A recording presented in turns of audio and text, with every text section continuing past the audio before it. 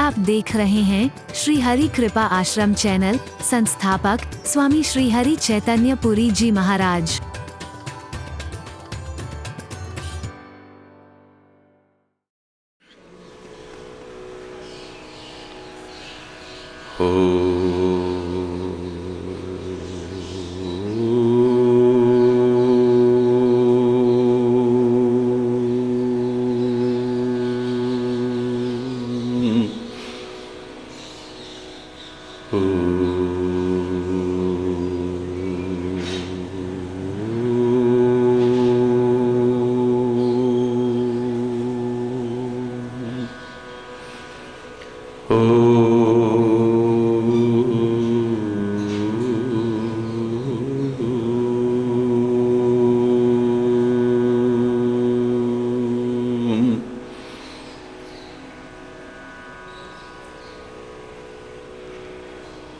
सर्वे भवन्तु सुखिनः,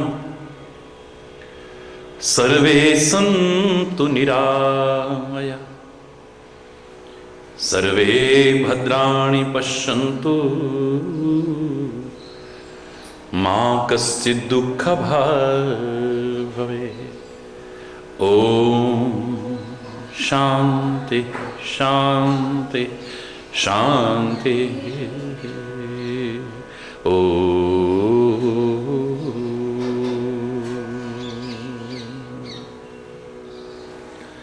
त्वमेव माता च पिता त्वमेव, त्वमेव बन्धुश्च सखा त्वमेव, त्वमेव विद्या द्रविणं त्वमेव, त्वमेव सर्वं मम देवदेव। ॐ शान्ति शान्ति शान्ति।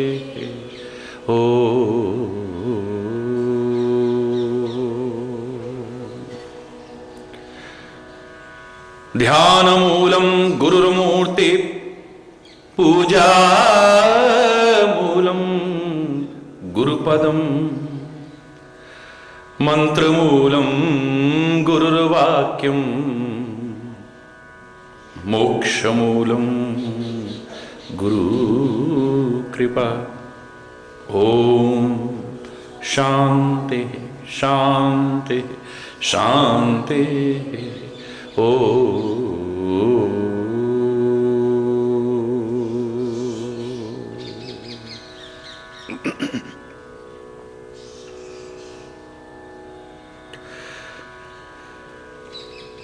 मन की तरंग रोक लो, बस हो गया भजन।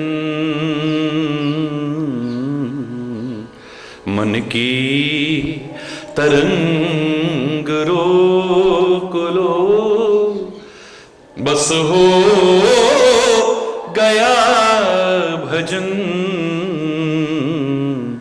आदत बुरी सुधार लो, बस हो गया भजन। आदत बुरी सुधार लो, बस हो गया भजन। मन की तरंग रोक लो, बस हो गया भजन। आदत बुरी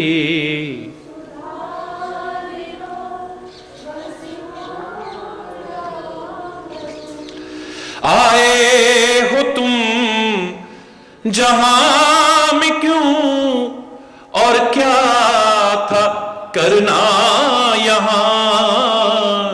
आए हो तुम जहां में क्यों, और क्या था करना यहाँ।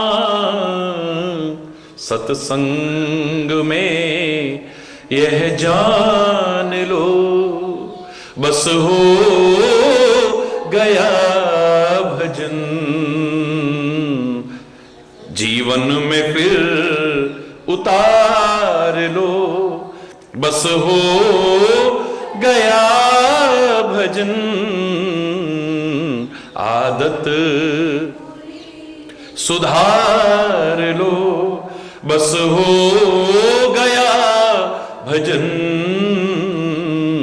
आदत बुरी। सब राग द्वेष वैर तज, तू प्रेम सबसे कर। सब राग द्वेष वैर तज, तू प्रेम सबसे कर। उपकार कर पर गर्व ना कर, बस हो गया भजन उपकार। पर गर्व ना कर, बस हो गया भजन आदत बुरी सुधार लो, बस हो गया भजन आदत बुरी सुधार लो। गर दोष देखने ही है तो क्यों ना अपने देख। गर दोष देखने ही है तो क्यों ना निंदा पराई कर पाप ना ले, बस हो गया भजन निंदा पराई कर पाप ना ले, बस हो गया भजन आदत बुरी सुधार लो, बस हो गया भजन आदत बुरी सुधार लो।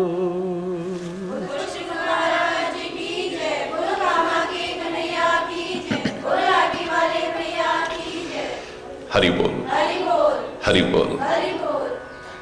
दोष नहीं देखने चाहिए, कल बहुत विस्तार से सुना आपने।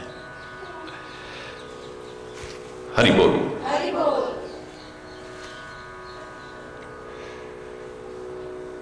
लेकिन आदत ही पड़ गई है,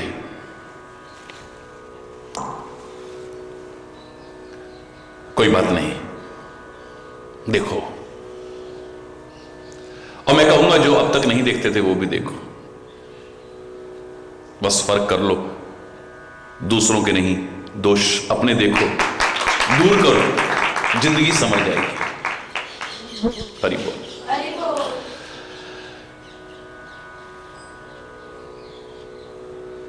क्योंकि हम जब दोष देखते हैं, दोष सुनते हैं, तो फिर उसका चिंतन होने लगता है, फिर उसका वर्णन भी होने लगता है, और वही निंदा है। हरि बोल। वही तो निंदा है, और क्या है।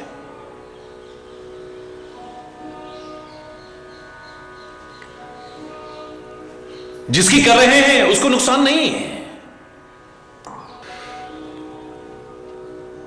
कबीर तो खुलेआम कहता है, निंदो निंदो लोको मोहि निंदो, निंदा मोको जन प्यारी। मेरे को बहुत अच्छी लगती है।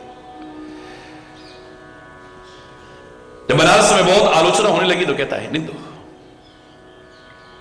निंदा बाप निंदा महतारी। जैसे माता पिता अपने बच्चों की रक्षा करते हैं ना, ये निंदा भी अभिमान आने से रक्षा करता है और दोष दूर करने में सहायक होता है। जैसे माता पिता साफ सुथरा बनाते हैं ना, ऐसे ये भी साफ सुथरा कर जाती है। हरि बोल। और इसलिए कहता है, निंदक नीरे राखी आंगन कुटी छवाए।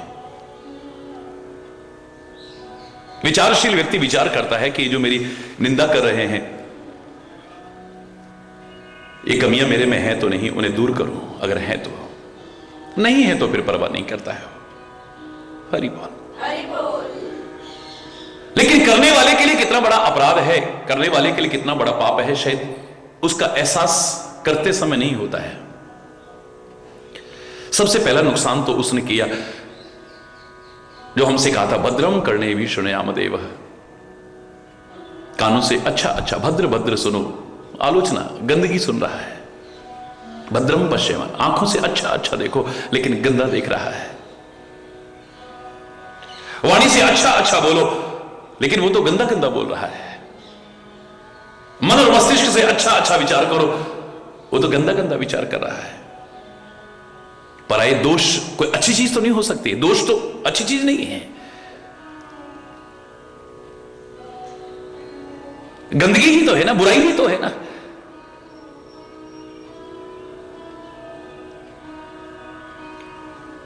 चिंतन खराब कर लिया, दृष्टि खराब कर ली, मस्तिष्क को प्रदूषित कर लिया, मन को प्रदूषित कर लिया, वाणी को अपवित्र कर लिया। ये गंदगी उगलने के लिए नहीं बनी है जीभ हमारी।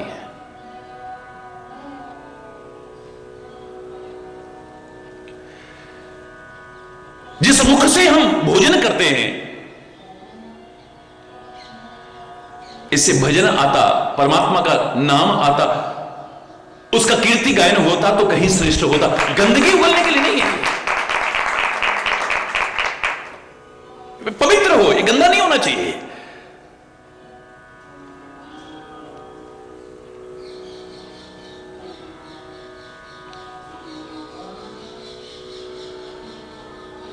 और फिर देखिए आप सुन रहे हैं कि किसकी निंदा करके व्यक्ति का आचरण कैसा हो जाता। कोई आवश्यक नहीं कि वो वही बन जाता है। सुर श्रुति नंदक जे अभिमानी, क्योंकि वेदों की आलोचना जो करेगा, यानी वेदों से बढ़ के अपने आप को मान रहा है ना, उनको निकृष्ट मान रहा है। आलोचना करने का तात्पर्य अपने से नीचा मान रहा है। उनकी निंदा करने का तात्पर्य अपने आप को श्रेष्ठ मान रहा है ना।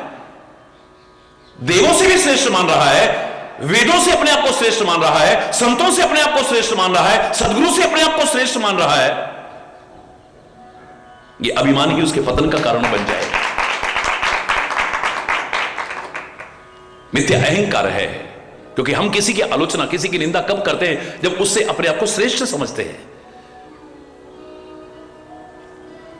अगर कभी विचार करते और कबीर की तरह कह उठते कि बुरा जो देखने में चला मुझसे बुरा ना कोई, जो दिल खोजा आपना मुझसे बुरा ना कोई, बुरा जो देखने में चला बुरा ना मिले कोई, मुझे मिला ही नहीं।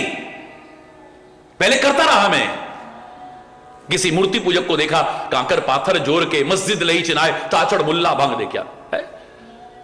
पाहन पूजे हरि मिले तो मैं पूजू बार। किसी को नमाज अदा करते देखा तो वो कह दिया, मूर्ति पूजा करते देखा तो वो कह, किसी के हाथ में माला देखी, कर का मन का डार के मन का फिर क्या रखा है इसमें?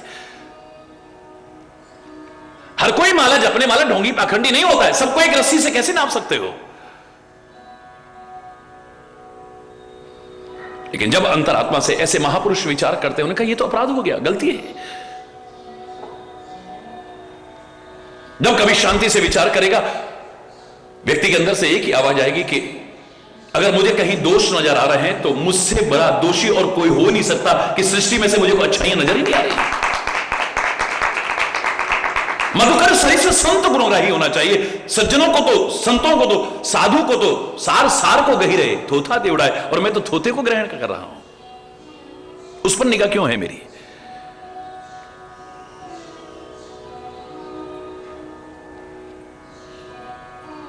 भौरे और मधुमक्खी की तरह होना चाहिए था, गुणग्राही बनना चाहिए था मुझे तो, दोषों को ग्रहण करने वाला नहीं है। फिर धीरे धीरे और भाव आने लगता है, भाई जो कर रहा है अपने आप भोगेगा, तुम क्यों परेशान हो रहे हो? तेरे भावे जो करे भला बुरा संसार। नारायण तू बैठ के अपना भवन बुआर, तू अपना घर तो साफ सुथरा कर ले, अपना घट तो साफ सुथरा कर ले, अपना मन तो साफ सुथरा कर ले, अपना मस्तिष्क तो साफ सुथरा कर ले। वहां गंदगी है, वहां गंदगी है, इसकी कहने के बजाय अपनी गंदगी को दूर कर, अच्छा रहेगा।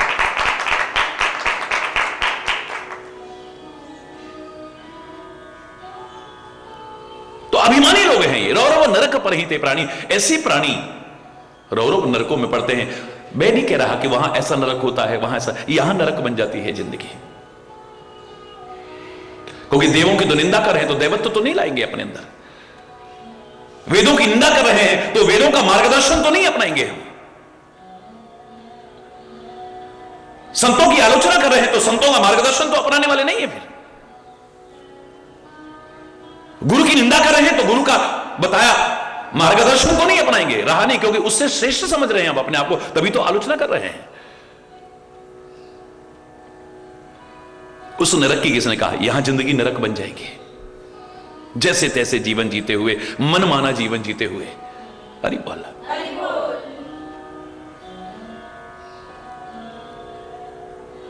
होई उलूक संत निंदारत, संतों की निंदा में जो रात दिन रत रहते हैं उल्लू बनते हैं। ये जरूरी नहीं कि कोई शरीर से बने, वो विशेषताएं आने लगती हैं। उल्लू को अंधेरा प्रिय है, अंधेरा अज्ञान का प्रतीक है। संत जो ज्ञान का प्रकाश करता, क्योंकि आलोचना कर रहे हो उससे तो दूर रहोगे, अज्ञान का अंधेरा ही जीवन में छाया रहेगा। मोह निशा प्रिय, जैसे उल्लू को अंधेरा प्रिय होता है, इस व्यक्ति को भी मोह निशा प्रिय, मोह रूपी रात्रि ही प्रिय रहेगी, अज्ञान रूपी रात्रि ही प्रिय रहेगी, भ्रम रूपी रात्रि ही प्रिय, इसे भ्रमों में ही जीता रहेगा बस।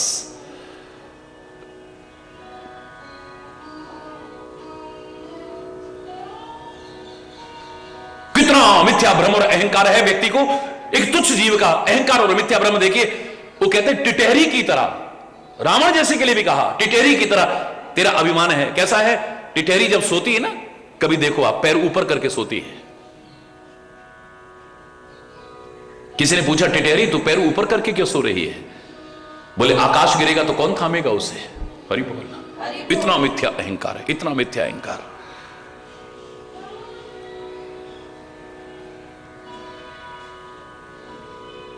मोह रूपी रात्रि ही प्रिय रहेगी ऐसे लोगों को, अज्ञान रूपी रात्रि ही प्रिय रहेगी, भ्रम रूपी रात्रि में ही जीते रहेंगे। ये ज्ञान भानुगत, ज्ञान रूपी सूर्य तो इनके लिए अस्त हो चुका है, ये उसी में खुश हैं बस, निंदा में खुश हैं, आलोचना में खुश हैं, बुराइयों में खुश हैं, उसी में मस्त हैं बस।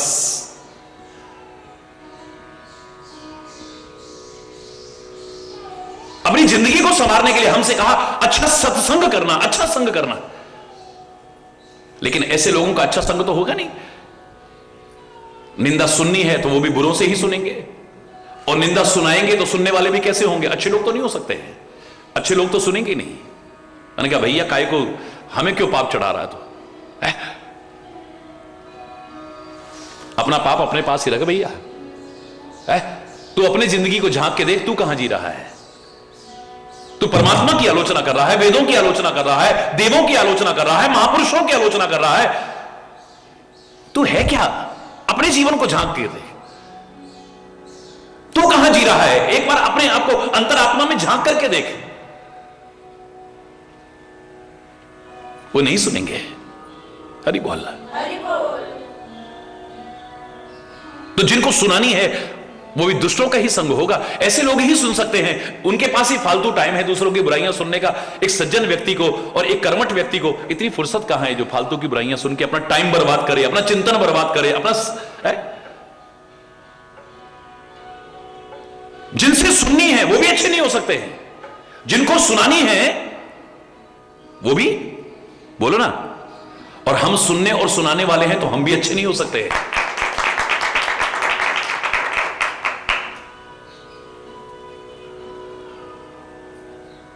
उनका आपने गुरु की कह दिया, सज्जनों की कह दिया, विद्वानों की कह दिया, वेदों की कह दिया, देवताओं की कह दिया, इनकी आलोचना करके ये होता है, ये होता है, तो क्या किसी और की, आम आदमी की आलोचना कर लेनी चाहिए? क्यों? फिर प्रश्न उठा, क्या एक आम आदमी की कर सकते हैं अगर बड़ों बड़ों की नहीं करते हैं तो? बोले नहीं, सबकी निंदा जे जड़ करही, ते चमगादुर होए अवतरही। किसी की भी निंदा करना, किसी की भी बुराई करना, समझ लेना कि वो कैसे अवतरित होंगे, चमगादड़ की तरह। चमगादड़ होती है ना, उल्टी लटकी रहती है, उल्टी। और आप जानते हैं कि उसी मुख से वो भोजन ग्रहण करती है और उसी मुख से गंदगी करती है। घृणा हो जाएगी सोच करके भी। उसी मुख में मलमूत्र भी आ रहा है, उसी मुख में भोजन भी जा रहा है। कल्पना कीजिए थोड़ा सा।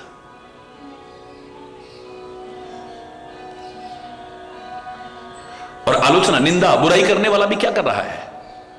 उसी मुख से भोजन भी कर रहा है और उसी मुख से बुराई रूपी गंदगी का भी परित्याग कर रहा है। मल ही तो है वो, निर्मल तो नहीं बातें हो सकती हैं, वो मल ही तो है, गंदगी ही तो है, बुराई क्या है? तो आप क्या निकाल रहे हो इस मुंह से? गंदगी को निकाल रहे हो। इसी से भोजन कर रहे हो, इसी से गंदगी को निकाल रहे हो। किसी की भी निंदा, किसी की भी आलोचना, किसी की बुराई करना, यानी चमगादड़ जैसी स्थिति है। इससे निकृष्ट योनि और क्या हो सकती है? सोचिए। वही विशेषताएं हैं आपकी। ये मुख, ये वाणी अगर दी है तो ये आलोचना करने के लिए नहीं है, निंदा करने के लिए नहीं है, बुराई करने के लिए नहीं। सोई रसना जो हरि गुण गावे। रसना वही है जो हरि गुण गायन करती है, हरि की कीर्ति गायन करती है। हरि बोल मेरी रसना हरि हरि, हरि बोल मेरी रसना हरि हरि, हरि बोल, हरि बोल मेरी रसना हरि हरि, हरि बोल। भजन करन में आलस आवे, भजन, भजन करन में आलस आवे, भजन करन में, और निंदा चुगली करी करी, हरि बोल मेरी रसना हरि हरि, हरि बोल मेरी, हरि बोल मेरी रसना हरि हरि, हरि बोल मेरी, बोल मेरी रसना हरि हरि, हरि बोल मेरी। हर जगह पर ये गा, हरि नाम स्मरण करो, हरि नाम, हरि हरि नाम ध्याइए। पवित्र गुरुद्वारे में जाओ, वहां पर भी हरि नाम लेते रहो, हरि नाम लेते रहो।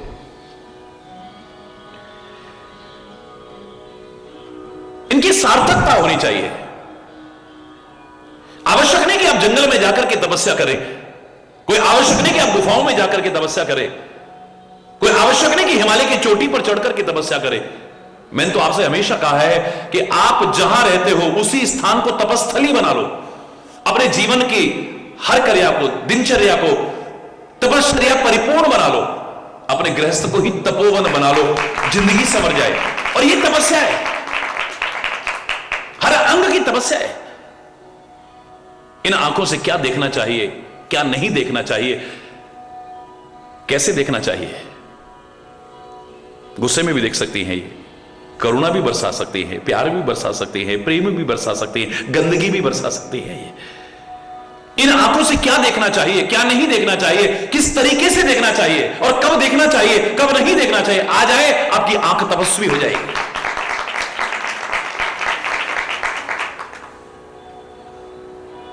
जिनको आ गया है ना, उनकी दृष्टि भी पड़ जाती है तो जिंदगी समझ जाती है। तभी तो कहते हैं परमात्मा की दृष्टि भी पड़ जाए तो जिंदगी समझ जाए, सदगुरु की दृष्टि भी कृपा की पड़ जाए तो जिंदगी समझ जाए, संत की दृष्टि भी पड़ जाए तो जिंदगी समझ, नजर भी पड़ जाए तो वो एक बार कृपा की हमारी कृपा करके हमारी ओर देख भी ले तो हमारी जिंदगी समझ जाए।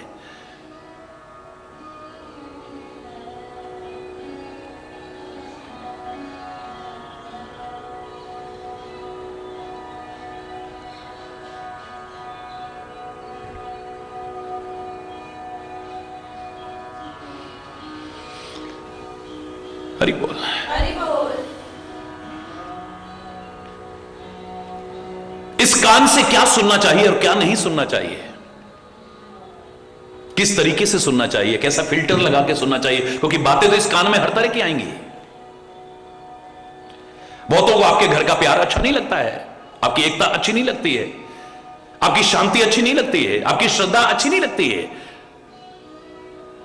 बोल करके दूषित करने की कोशिश करेंगे, मनमुटाव पैदा कर देंगे, विरोध पैदा कर देंगे, अश्रद्धा पैदा कर देंगे।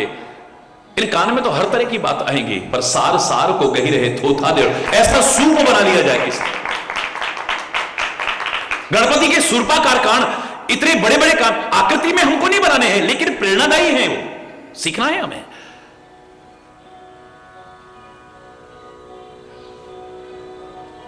और आभूषण सबके लिए बने होंगे नहीं,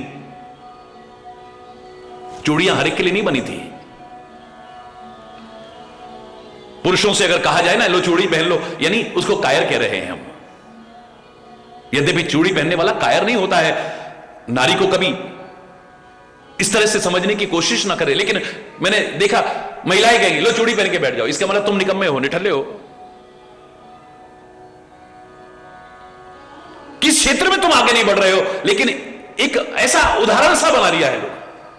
ये सबके लिए नहीं बनी है, पायजेब सबके लिए नहीं बनी है, नथ सबके लिए नहीं बनी है, चूड़ामणि सबके लिए नहीं बनी है। अरे बोलना,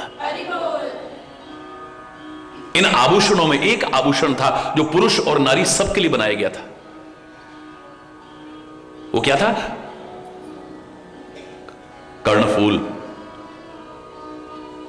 कान में जो आभूषण डाला जाता था, आज उसे आप कुंडल कहते हो, कुछ भी कहते हो, लेकिन इसका नाम था कर्णफूल, श्रवण फूल कहते थे।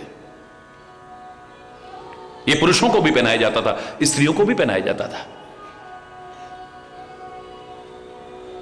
क्या भाव था इसका? साइंटिफिक कारण क्या है, मैं उसकी चर्चा नहीं कर रहा हूं।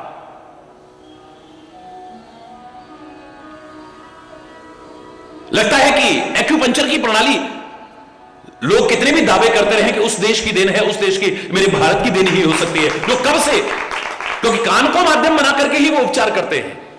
हमारे यहां कर्ण भेदन का कब से वर्णन मिल रहा है? कर्ण भेदन संस्कार होता है बाकायदा।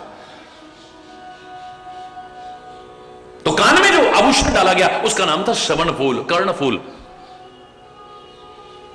जो सीधे सीधे सिखा रहा है, सबको सिखा रहा है कि इस कान में फूल जैसी बात आनी चाहिए, यानी अच्छी अच्छी बातें आनी चाहिए। और अच्छी बातें कब आएंगी? जब अच्छी संगति में बैठोगे। बुरी संगति में बैठ करके अच्छी बातें कान में नहीं आ सकती। बुरी संगति में बैठ करके ये उम्मीद करना कि कान में अच्छी बातें आएंगी, ये तुम्हारा भ्रम होगा।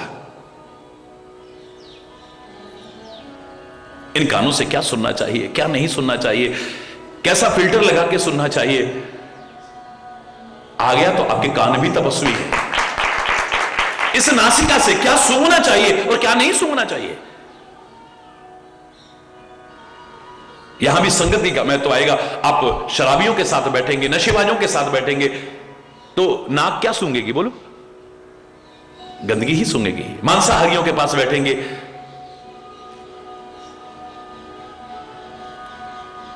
और ऐसे लोगों के पास बैठेंगे जो नित्य धूप दीप इत्यादि करते हैं, यज्ञ करते हैं, अच्छी गंध ही आएगी, बुरी गंध नहीं आ सकती है। इस नासिका से क्या सूंघना चाहिए और क्या नहीं सूंघना चाहिए, अगर आपको आ गया, आपकी नाक तपस्वी है, याद रखना, तपस्या है ये भी।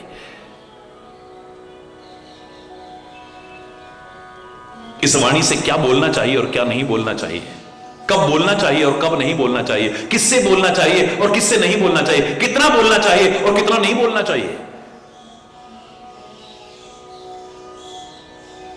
किस तरीके से बोलना चाहिए।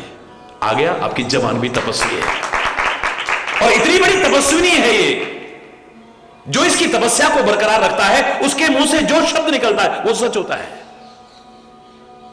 महाराज जी ने कहा ये सच हो गया, महाराज जी ने कहा, अरे तुम बोलो ना ऐसा, तुम्हारे जबान का भी निकला हुआ वचन सत्य होगा, पर इसकी तपस्या को तो मत भंग करो। इससे बड़ी तपस्विनी और कौन हो सकती है? मैंने कहा था ना कि दांतों के बीच, 32 दांतों के बीच रहती है, यानी कठोरता के बीच रहती है। कितनी बार कटती है, कितनी बार लहूलुहान होती है, उसके बाद भी कोई दुर्भावना नहीं आती इसके मन में। जिन दांतों से कटती है उन दांतों में दर्द हो जाए, हम और उपचार बाद में करेंगे, पहले ये सहलाती है। ये भी भूल जाती कि इसने मुझे काटा था, इसने मुझे लहूलुहान किया था। सबसे पहले उन दांत को सहलाने कौन पहुंचती है? बोलो, यही जीव। इस दांत में तिनका फंस जाए, कोई कण फंस जाए, सड़न पैदा ना हो जाए, दुर्गंध पैदा ना हो जाए, नुकसान ना हो जाए, ये सबसे पहले निकालने की कोशिश करती है। और जब तक नहीं निकल जाता इसे चैन नहीं मिलता है, निकालती रहती, निकालती है। इतने कठोर लोगों के बीच रहती है और फिर कोमल बनी रहती है। यही तपस्या है। ये दांत जो इसे काटते हैं ना, लहूलुहान करते हैं, ये जवान चाहे तो कुछ ऐसा बोल दे कि दांत तोड़वा दे, 2 मिनट में सारे दांत तोड़वा दे, लेकिन नहीं, हरी बोलना। यही तपस्या है। इस जवान की जो तपस्या है, अगर इसे बरकरार रखे, इसका जो प्राकृतिक स्वरूप है, मैंने कहा था ना, हमारे कुछ अंग विशेष इनमें हड्डी नहीं दी है, यानी कठोरता नहीं आनी चाहिए।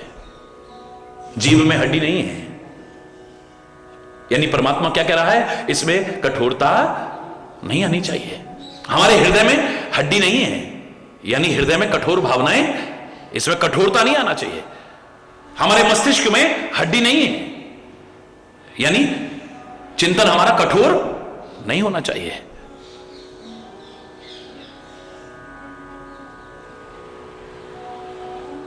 इसके वास्तविक स्वरूप को बनाए रखो।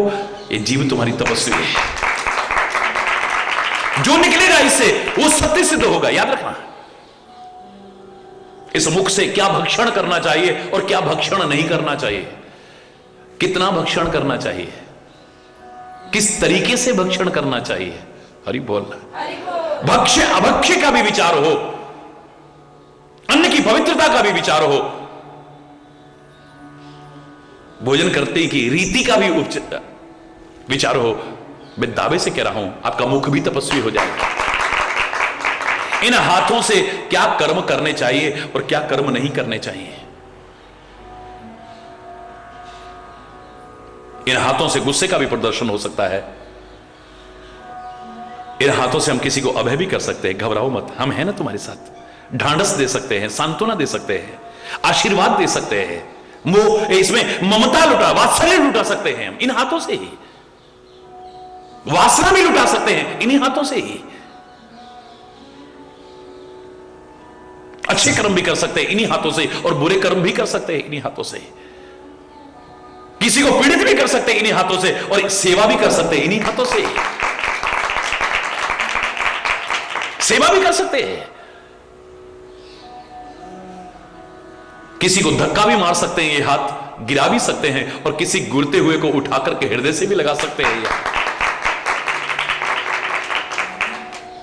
किसी की जान ले भी सकते हैं ये हाथ, किसी की जान ले भी सकते हैं, किसी की जान ले भी सकते हैं, और ऑपरेशन करके किसी को जान दे भी सकते हैं। ये हाथ वही है, बस जैसा करना चाहिए इन हाथों से वही हुआ, तो आपके हाथ भी तपस्वी है, याद रखना। जिस पर रख दिया हाथ उसकी जिंदगी संवर गई।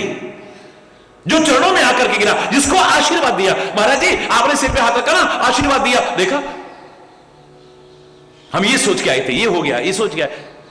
खाली महाराज जी से कहने वाले नहीं मिलेंगे, तुमसे भी कहेंगे लोग, हमारे सिर पे हाथ रख दो जरा, हमारे सिर पे हाथ रख दो जरा। और नहीं आया ना तो कहेंगे, अगर आपने किसी को हाथ भी लगाया तो आपको गंदा आदमी समझ करके, मेरे को छू कैसे दिया तूने, मेरे को हाथ कैसे लगा दिया तूने। अरे बोलना, वो हाथ न रखे तो परेशानी है, और कोई हाथ लगा दे तो परेशानी हो जाती है। हरि बोलना। इन हाथों से जो करना चाहिए वो करो, आ जाए तो वे तपस्वी हो जाएंगे। हृदय में जो भावनाएं आनी चाहिए वो भावनाएं आ जाएं। आपका मन मस्तिष्क क्या चिंतन करना चाहिए और क्या नहीं करना चाहिए, क्या सोचना चाहिए क्या नहीं सोचना चाहिए, आ गया आपका मन, आपका मस्तिष्क, आपका हृदय तपस्वी हो जाएगा। इन पैरों से कहां चल करके जाना चाहिए और कहां चल के नहीं जाना चाहिए आ गया। मैं दावे से कह रहा हूं आपके पैर भी तपस्वी हो जाएंगे, आपका अंग अंग अंग अंग तपस्वी हो जाएगी। आज 11-11-11 है, ऐसा संयोग फिर 100 वर्षों बाद आता है, फिर 12-12-12 आएगा। हरि बोलना है, हमेशा नहीं मिलता है ऐसा संयोग।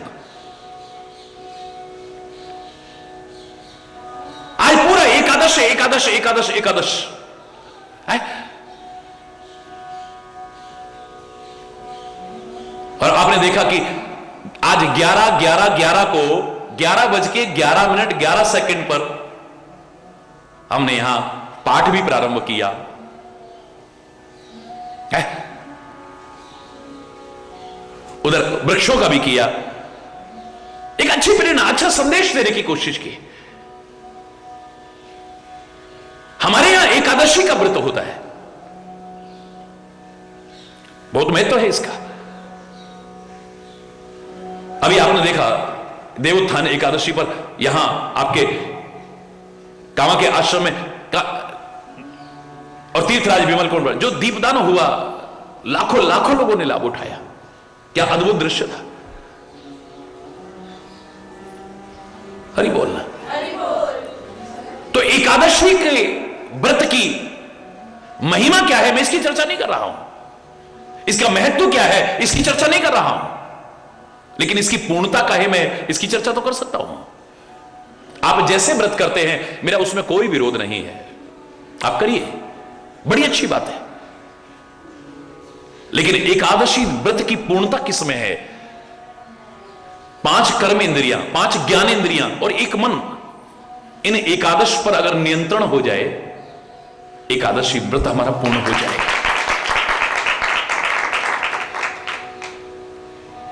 और इन पर अगर कंट्रोल ना हुआ तो ये जिंदगी को कब खड्डे और खाई में गिरा देंगे पता भी नहीं चलेगा। मैंने आपसे कहा था ना, ये इंद्रियां, ये मन एक घोड़ों की तरह है, इस सवार के अधीन रहें तो निर्विघ्न यात्रा पूर्ण कराते हैं,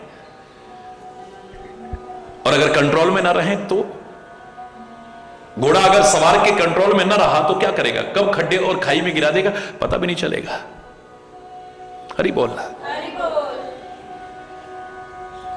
यही तो सिखा रहे हैं। इस वाणी से जो करना चाहिए, बात जो आ रही थी, मैं वही आता हूं, वही करो। इससे शुद्ध भोजन करो, सात्विक भोजन करो, संयमित भोजन करो, संतुलित भोजन करो और संकीर्तन करो, गुण गायन करो, परमात्मा का नाम लो। इससे कुछ ऐसा बोलो कि अपने आप को भी शीतलता मिले और सामने वाले को भी शीतलता मिले, अशांति ना हो, मनमुटाव ना हो, वैर विरोध ना हो, अशांति ना हो, घृणा ना हो, झगड़ा फसाद ना हो, युद्ध की स्थिति पैदा ना हो जाए, वातावरण विषाक्त और कटुता परिपूर्ण ना हो जाए, ऐसा मत बोलो इससे।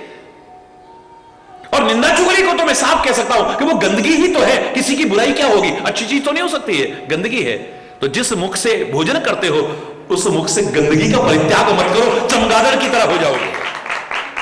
चमगादड़ की यही तो योनि की निकृष्टता मानी जाती है कि जिस मुख से वो भोजन करता है उसी से गंदगी का भी परित्याग करता है। कम से कम एक मुझ से गंदगी मत निकालो। हरि बोल।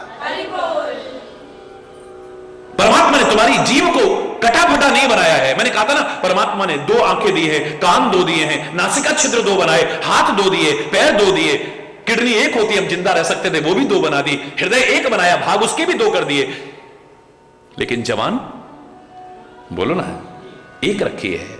आखिर क्यों? जीव के भी 2 हिस्से हैं, लेकिन जहरीले जीवों के हैं। रेप्टाइल्स को देखिए आप, जितने सर्प इत्यादि के हैं, इनकी जीभ बीच से कटी होती है, फटी होती है, जहर उगलते हैं ये। तेरी जीभ कटी और फटी नहीं है, तू जहर क्यों उगलता है इससे? तू गंदगी क्यों उगलता है इससे? है? गंदगी जब मुख से निकलती है, अंदर की ही है, लेकिन अंदर है गंदगी है। अब मान लो आपको वमन आ गया, उल्टी आ गई है? गंदगी मुंह में आ गई है, अब उसको मुख में रखोगे क्या? क्या करोगे? फेंकोगे। लेकिन मुख से गंदगी निकली है, अब मुख आपको पवित्र करना पड़ रहा है। क्या उसके बाद मुंह में कुल्ला नहीं करते हो? बोलो ना।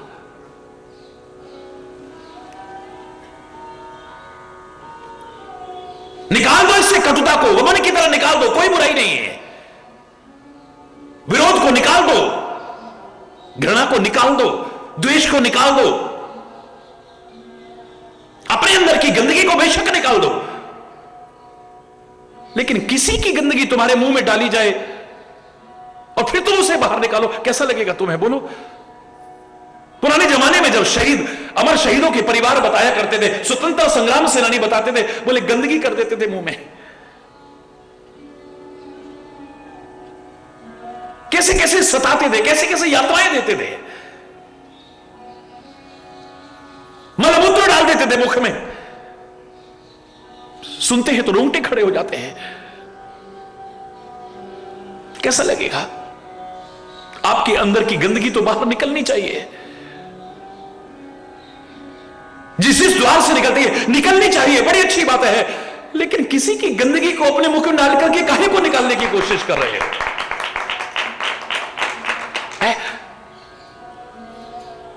उसी मुख से भोजन कर रहे हो, उसी मुख से गंदगी। अपनी भी अगर निकलती है तो आपको मुंह साफ करना पड़ता है, धोना पड़ता है, पवित्र करना पड़ता है। ये तन सेवा करके पवित्र होगा, धन किसी जरूरतमंद की सहायता करके या धर्मार्थ करके तब पवित्र होगा, और वाणी परमात्मा का नाम लेकर के ही पवित्र हो सकती है। निंदा आलोचना करके ये पवित्र नहीं हो सकती है, गंदगी हो जाएगी, गंदगी आ जाएगी इसमें। सबके निंदा जे जड़ करही,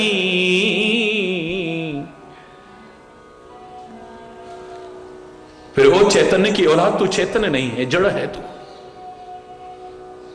तेरी बुद्धि भी जड़ है, तेरे अंदर जड़ता आ गई है, तेरे को समझ में नहीं आ रहा, तेरे को आत्मा समझा रहा है, तेरे को महात्मा समझा रहा है, तेरे को परमात्मा समझा रहा है, वेद समझा रहे हैं, ग्रंथ समझा रहे हैं, सब समझा रहे, लेकिन तू जड़ है तू। सबके निंदा जे जड़ करही, ते चमगादुर होए अवतरही। उनकी बिल्कुल दशा कैसी है? चमगादड़ की तरह स्थिति है।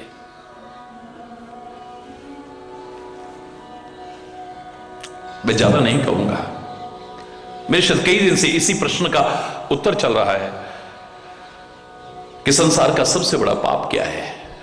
विभिन्न पहलुओं पर विचार करने के बाद ही सीधे सीधे कहेंगे तो ये भी कोई पाप है, हो गई किसी की बुराई, हो गई किसी की निंदा, सीधे सीधे नहीं लगता है इतना बड़ा पाप होगा ये। लेकिन हर पहलू पर विचार करके हमने देखा है कि संसार में इसके बराबर और कोई पाप नहीं हो सकता है।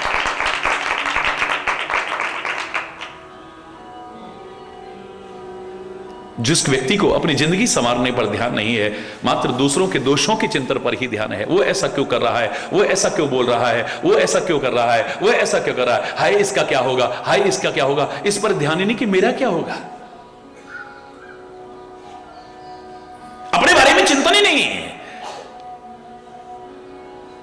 स्वार्थ में चिंतन तो नहीं होना चाहिए, लेकिन आत्म कल्याण का चिंतन तो होना चाहिए। यह भाव तो हमारे मन में आना चाहिए, हम संसार में क्यों आए हैं, क्या करने आए हैं, क्या कर रहे हैं, जो कर रहे हैं वो सही है या गलत है, जो कर रहे हैं इसका परिणाम क्या होगा, सुखद होगा या दुखद होगा, ये हमारे जीवन का उत्थान करेगा या पतन करेगा,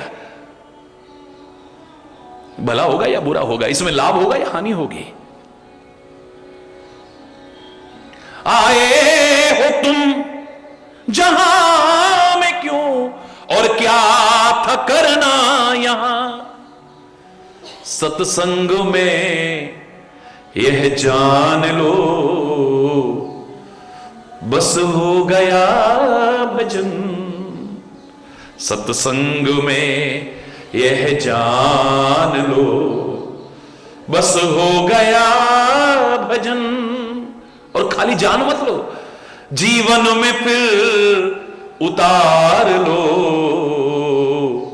बस हो गया भजन, आदत बुरी सुधार लो, बस हो गया भजन,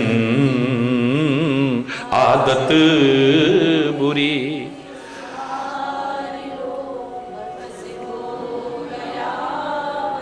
वो भी भजन है जो आप गाते हो, बड़ी अच्छी बात है, मैं भजन कहूंगा। आप ढोलकी बजाते हो, बाजा बजाते हो, चिमटा बजाते हो, या मजीरे बजाते हो, ताली बजाते हो, मगन होके गाते हो, अच्छी बात है, अच्छी बात है। वाणी पवित्र कर रहे हो, कान पवित्र कर रहे हो, वातावरण पवित्र, लेकिन वो भी भजन है, मेरा विरोध नहीं है। मैं भी गाता हूं, मैं भी सुनता हूं, लेकिन भजन की पूर्णता तो इसी में है कि जो परिवर्तन आना चाहिए वो भी आए। जो वांछित परिवर्तन है यदि वो ना आया, ये सब अधूरा है, तुम्हारा सब कुछ अधूरा है। सोच नहीं बदली अगर गलत है तो, चिंतन नहीं बदला अगर गलत है तो, खान पान नहीं बदला अगर गलत है तो, वाणी नहीं बदली अगर गलत है तो, संगति नहीं बदली अगर गलत है तो, भावनाएं नहीं बदली अगर गलत है तो, कर्म नहीं बदले अगर गलत है तो फिर सब अधूरा है। अरे जो परिवर्तन आना चाहिए वो परिवर्तन भी बहुत जरूरी है। आप भगवान का नाम लेते हो, उसे भजन कहते हो, मेरा नहीं। और वैसे संस्कृत में अगर इसकी व्याख्या की जाए व्याकरण के हिसाब से तो भजन का तात्पर्य सेवा, पवित्रता देता है। सेवा सबसे बड़ा धर्म है। जब कर सको, जहां कर सको, जितनों की कर सको, जैसे कर सको, करो सेवा। लेकिन भगवान का नाम लेते हो तुम, इसे भी भजन कहते हो, बड़ी अच्छी बात है। अरे भगवान का नाम लेना तो दूर, भगवान भी अगर तुम्हारे साथ है और तुम्हारे अंदर जो वांछित परिवर्तन है वो ना आया तो फिर कोई विशेष लाभ नहीं उठा पाओगे। भगवान का नाम लेकर के दुख दूर हो जाते हैं, लेकिन भगवान जिनके साथ है वो पांडव जीवन भर दुख क्यों उठाते रहे? क्यों संघर्ष में जीवन रहा? क्यों मुसीबतें उन पर मंडराती रही? क्यों परेशानियां, उलझने, कष्ट? भगवान का नाम लेकर के ये सब दूर हो जाते हैं, लेकिन भगवान के साथ रह करके, भगवान इनसे प्यार करते हैं, ये भगवान से प्यार करते हैं, भगवान का साथ मिला हुआ है, लेकिन फिर भी इतने कष्ट क्यों उठाए इन्होंने? जिसका एक अंश मात्र भी हमारे जीवन में आ जाए तो शायद हम विचलित हो जाएंगे, डगमगा जाएंगे, लड़खड़ा जाएंगे, गिर जाएंगे, हम टूट जाएंगे, अंदर से बिखर जाएंगे। इतने भयानक दुखों में भी वो क्यों रहे? भगवान का साथ रहने के बावजूद। ये सामान्यतः प्रश्न उठता है लोगों के मन में, लेकिन उनके जीवन से उत्तर भी मिल रहा है ना, उस पर भी तो ध्यान दो।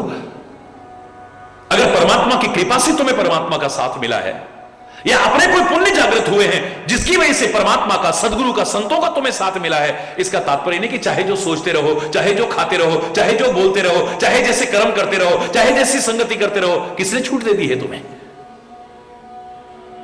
अब तो तुम्हारा जीवन और अच्छा होना चाहिए, तुम्हारे कर्म और अच्छे होने चाहिए, तुम्हारी सोच और अच्छी हो, तुम्हारा चिंतन और अच्छा होना चाहिए, तुम्हारा स्वभाव और अच्छा होना चाहिए।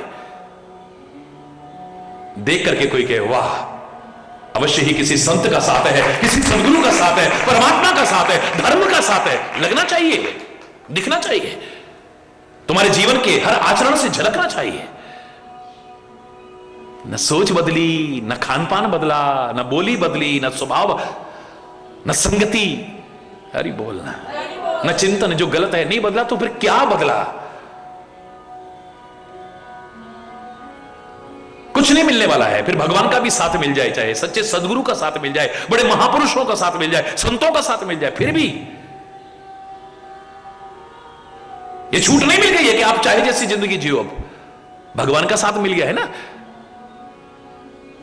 ना ना ना ना ना, हरगिज भी नहीं। अब तो और बड़ा उत्तरदायित्व जाता है आप पर। उनको कलंकित मत करिए, उनको अपमानित मत कराइए।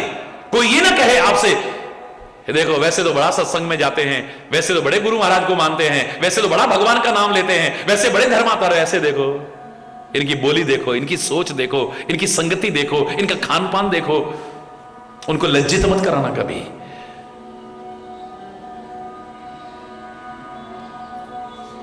लोग गौरव का अनुभव करें तुम्हारी राह पर चल करके। अरे देखो जब से जाने लगा है इसकी जिंदगी संवर गई है। हम भी चलते हैं, अपने बच्चों को ले जाते हैं, उनका भी जीवन बदल जाएगा, तब मजा आएगा। अरे बोल।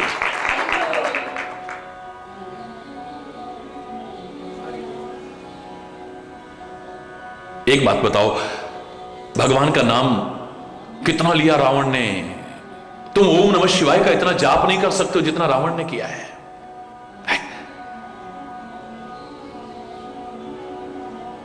तुम्हें 10 लोगों में शर्म आ सकती है, हो सकता है कीर्तन करते हुए कोई मजाक ना उड़ाए, कोई मजाक ना उड़ाए, लेकिन कहते हैं ये पागल होकर के नाचता था।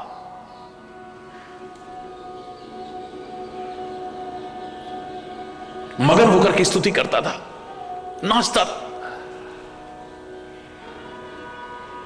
तांडवी सोच तो इसका आज तक अभी तक प्रचलित है। शिव को प्रसन्न करने के लिए क्या स्तुति है।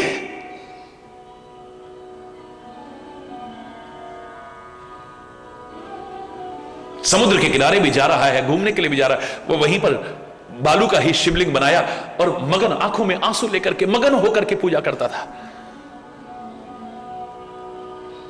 कितना ओम नमः शिवाय का जाप किया, और ओम नमः शिवाय का जाप जो किया, कितनी कठोर तपस्या की, अपनी गर्दन तक काट काट के चढ़ा दी,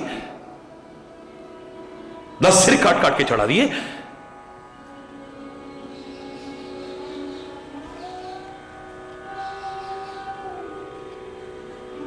और उसका वो भक्ति, उसकी वो तपस्या सफल भी हुई। भगवान शिव साक्षात प्रकट होते हैं। तुम्हें दर्शन हुए नहीं हुए, लेकिन उसको शिव के दर्शन भी होते हैं। हरि बोल। शिव के भी दर्शन होते हैं, और शिव के अवतार हनुमान के भी दर्शन होते हैं। हरि बोलना।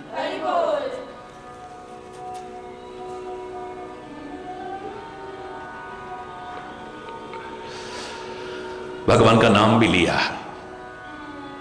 भगवान के दर्शन भी करे, भगवान ने वरदान भी दिया, लेकिन जीवन अगर नहीं बदला, सोच नहीं बदली, कर्म अगर गलत किए, क्या परिणाम हुआ? इतिहास साक्षी है। ऐसा उदाहरण और कहां मिलेगा? बोल। अब भगवान के आपको दर्शन हो गए, भगवान ने आपको वरदान दे दिया, भगवान का आप नाम ले, इसका तात्पर्य नहीं कि चाहे जैसी जिंदगी जियो। तो कर्म अगर ठीक नहीं रहे, आचरण अगर ठीक नहीं रहा, क्या दुष्परिणाम हुआ? आज तक तुम्हें सबर नहीं है, अपने अंदर की असुरत का तो नाश नहीं किया, अपने अंदर की राक्षसी वृत्तियों का नाश नहीं किया, और उसके पुतले अभी तक जला रहे हैं। लाखों वर्ष पहले अभी तक उसके पुतले जलाने में तुम नहीं चूकते हो। हरि बोलना।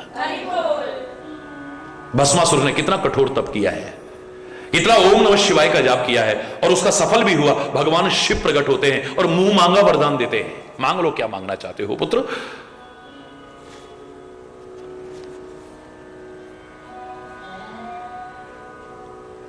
लेकिन सोच नहीं बदली जो बदलनी चाहिए थे। क्या परिणाम हुआ? मांग लो जो वरदान मांगना चाहते हो। बोले जिसके सिर पर हाथ रखूं वो जल के खाक हो जाए। मेरे जैसा होता तो सीधे कहता, अभी किसी के सिर पर हाथ रख के जला के खाक करने वाले, वो जल के खाक होगा या नहीं उसका कोई रखवाला हो सकता है, लेकिन ऐसी सोच रखने पर तू एक दिन जरूर जल के खाक हो जाएगा। जो किसी का बुरा चाहेगा उसका भला नहीं हो सकता है। भगवान शिव के दर्शन करके भी, इतने कठोर तप करके भी, इतना नाम सुमिरन करके भी, सोच क्या है तुम्हारी? है? हरि बोलना।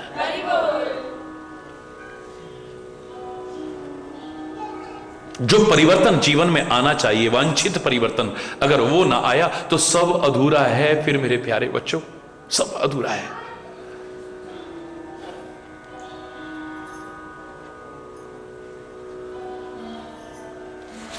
हुकुकी तो उठेगी अंदर से, तरंग तो उठेगी अंदर से, गलत गलत भी उठेगी अंदर से, किसी की बुराइयां देखने का भी भाव आएगा मन से, उसका वर्णन करने का भी। बस इसी को रोक लो, यही भजन है। फिर एक बार बोलो ना, मन की तरंग रोक लो, बस हो गया भजन। मन की तरंग रोक लो, बस हो गया भजन। आदत बुरी सुधार लो, बस हो गया भजन। आदत बुरी सुधार लो, बस हो गया भजन।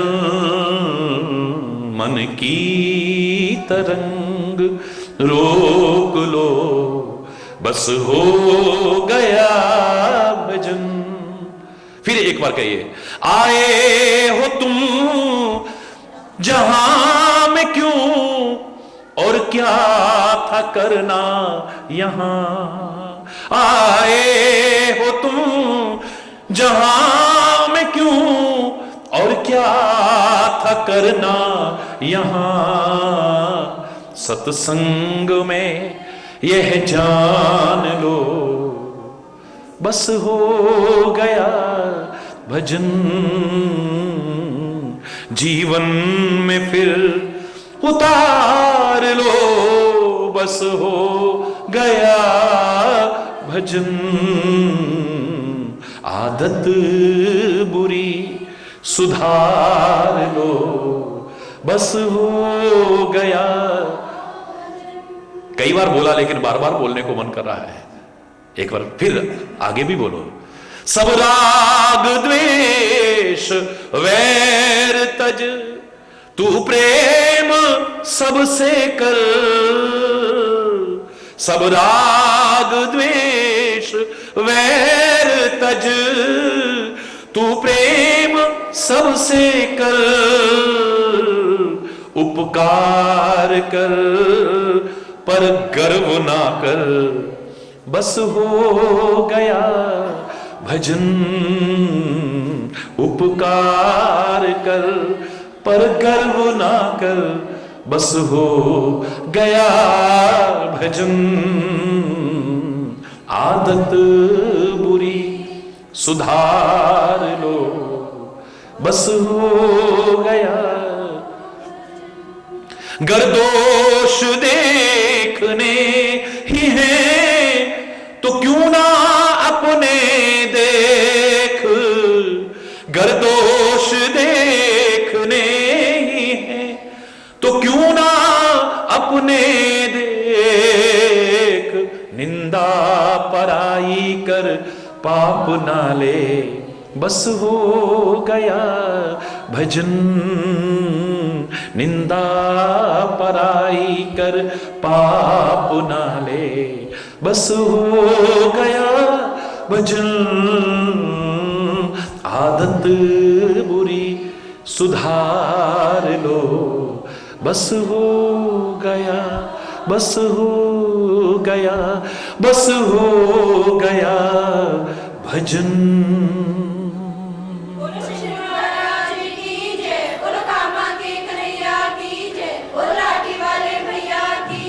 धर्म के अधर्म का, प्राणियों में विश्व का, गौ माता की, भारत माता की, गंगा माता की, संत समाज की, भारत की देवियों की, भक्त समाज की।